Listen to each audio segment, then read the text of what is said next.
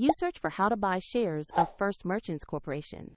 First Merchants is a regional bank holding company based in Muncie, Indiana, and its shares trade on NASDAQ under the ticker FRME.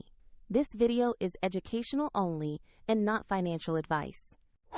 To buy any stock, you need a broker, and here I use eToro as an example to show the process. After registering, you will need to verify your account, typically by uploading an official ID, and you must add funds before you can place a purchase. Use the platform search bar and type the ticker FRME to find First Merchants Corporation. Make sure you select the NASDAQ listing to locate the correct share. Open the stock page to review basic company information and the price chart. Confirm the company name, NASDAQ exchange, and ticker to ensure this is the correct listing. Click Invest or Buy, choose the amount you want to invest, and review the order details carefully before confirming.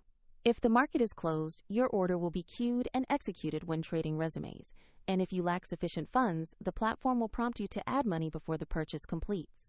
Once executed, your position will appear in your portfolio, and you can monitor it there.